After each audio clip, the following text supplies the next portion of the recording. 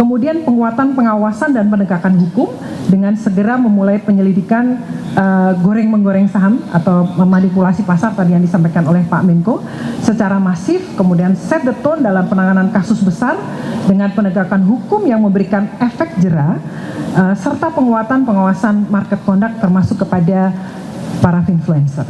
Samsul dan Pak Jeffrey. Baik, selamat malam. Assalamualaikum warahmatullahi wabarakatuh. Salam sejahtera untuk kita semua. Terima kasih rekan-rekan. Izinkan saya menyampaikan beberapa hal.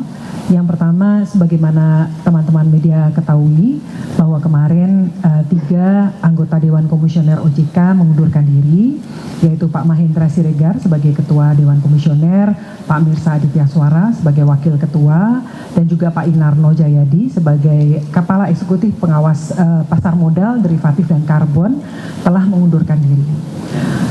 Oleh karena itu, tadi siang ya sampai dengan sore tadi, anggota Dewan Komisioner telah melakukan rapat Dewan Komisioner dan sesuai dengan ketentuan yang ada di Undang-Undang Nomor 21 Tahun 2011 dan juga dikuatkan dengan Undang-Undang Pengembangan dan Penguatan Sektor Keuangan Nomor 4 Tahun 2023, kami telah memutuskan yang pertama mengangkat saya, Frederika Widiasari Dewi, sebagai pejabat sementara Ketua dan juga Wakil Ketua Dewan Komisioner OJK. Sementara tugas kami sebagai Kepala Eksekutif Pengawas Perilaku Pelaku Usaha Jasa Keuangan Edukasi dan Perlindungan Konsumen juga tetap kami emban. Selanjutnya Pak Hasan Fauzi diputuskan di dalam RDK tersebut menjabat sebagai pejabat sementara Kepala Eksekutif Pengawas Pasar Modal, Derivatif, dan Bursa Karbon, dan juga tetap merangkap sebagai Kepala Eksekutif Pengawas Inovasi Aset Keuangan Digital dan Kripto. Seperti itu. Jadi tidak ada kekosongan yang bisa kami sampaikan, dan kami memastikan bahwa seluruh kebijakan, program kerja, tugas OJK terlaksana dengan baik sebagaimana mestinya, dan kita tetap mengedepankan yang terbaik ya untuk kemajuan stabilitas di sektor jasa keuangan. Selanjutnya tadi menyambung dari yang disampaikan oleh Pak Menko, kami juga mempunyai komitmen untuk terus melakukan program reformasi pasar modal Indonesia. Dengan mencermati gejolak pasar yang teman-teman media juga amati beberapa waktu ini dan juga concern dari berbagai pihak, kami OJK bersinergi dengan pemerintah dan juga seluruh stakeholder terkait akan mempercepat reformasi di pasar modal melalui pendekatan yang lebih holistik, mulai dari perbaikan kualitas emiten dan saham yang diperdagangkan, peningkatan literasi dan juga perlindungan kepada investor, terutama investor retail, serta penegakan hukum yang tegas dan konsisten. Kami juga akan terus meningkatkan likuiditas dan pendalaman pasar melalui kebijakan peningkatan minimal free float 15%, optimalisasi peran liquidity provider, serta peningkatan peran investor institusional, khususnya asuransi dana pensiun yang dimiliki oleh pemerintah melalui peningkatan batas maksimal investasi di instrumen saham dengan tetap tentu saja memperhatikan prinsip-prinsip kehati-hatian, tata kelola, dan governance. Selain itu, aktivitas bank umum juga akan diperluas di pasar modal melalui revisi Undang-Undang P2SK nanti. Kemudian peningkatan transparansi pemegang saham melalui kewajiban transparansi UBO-nya, Ultimate Beneficial Ownership, Affiliated Party Disclosure, serta penguatan due diligence dan KYC oleh perusahaan efek. Kemudian penguatan pengawasan dan penegakan hukum dengan segera memulai penyelidikan goreng-menggoreng saham atau memanipulasi pasar tadi yang disampaikan oleh Pak Menko secara masif, kemudian set the tone dalam penanganan kasus besar dengan penegakan hukum yang memberikan efek jera, serta penguatan pengawasan market conduct termasuk kepada para influencer. Kemudian penguatan governance dan mengurangi konflik kepentingan diantaranya melalui demutualisasi bursa yang akan mengubah struktur kelembagaan dan perluasan kepemilikan serta diikuti reformasi governance proses dan struktur di self-regulatory organization yaitu di bursa, KEPI, dan KSE. Selanjutnya terakhir kami juga menyampaikan komitmen OJK untuk terus bersama-sama ya kita memberikan bersama-sama menjaga pertumbuhan ekonomi, meningkatkan pertumbuhan ekonomi dan mendukung program prioritas pemerintah.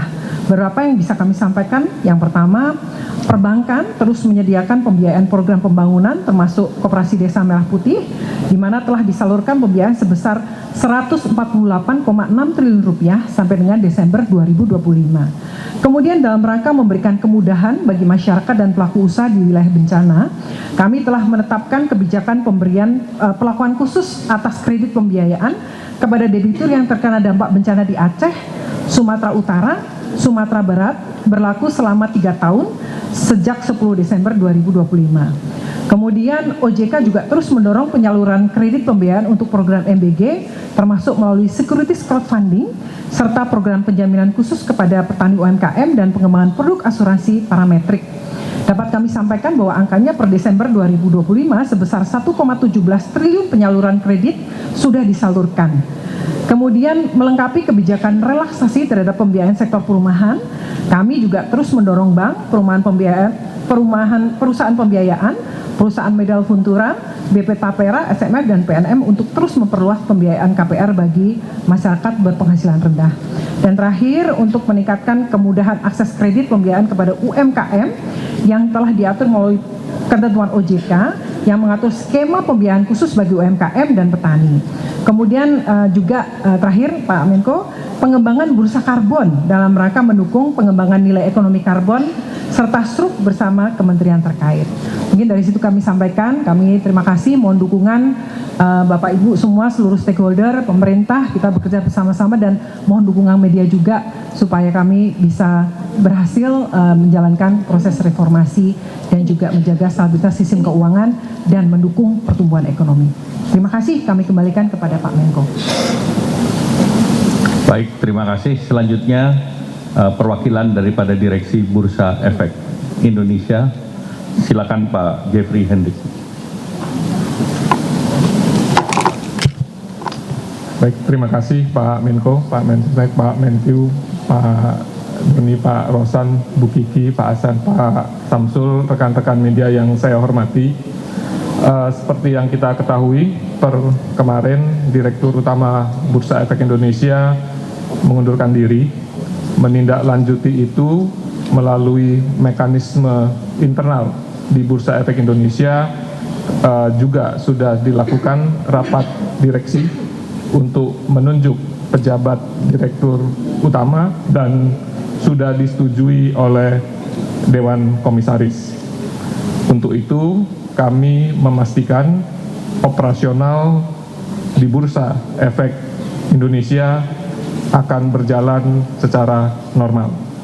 Demikian juga proses pengambilan keputusan yang akan dilakukan oleh manajemen Bursa Efek Indonesia tidak akan terganggu sama sekali. Kemudian kami juga menegaskan komitmen kami untuk membangun pasar modal Indonesia berkelas dunia, tidak hanya setara dalam hal nilai perdagangan dan kapitalisasi pasar, tetapi juga setara dalam transparansi dan tata kelola. Oleh karena itu, kami akan terus meningkatkan transparansi dan tata kelola di Bursa Efek Indonesia. Kami juga mencermati perkembangan terakhir, apa yang diharapkan oleh indeks provider global. Kami sudah berkomunikasi dengan beberapa indeks provider global dan kami sudah menampung apa yang diharapkan dan semua itu akan kami deliver dalam waktu secepat mungkin untuk memberikan kenyamanan dan perlindungan kepada seluruh investor, baik investor global maupun investor domestik kita. Untuk itu, terima kasih untuk dukungannya Pak Menko, Bapak Ibu semua, untuk dukungan yang luar biasa kepada kami untuk menjalankan mandat kami untuk menyelenggarakan perdagangan yang teratur, wajar, dan efisien di Bursa Efek Indonesia. Terima kasih. Saya kembalikan ke Pak Menko. Demikian penjelasan dari pemerintah, kemudian dari OJK dan Bursa Efek Indonesia, dan saya rasa penjelasannya sudah cukup lengkap. Terima kasih. Wassalamualaikum warahmatullahi wabarakatuh.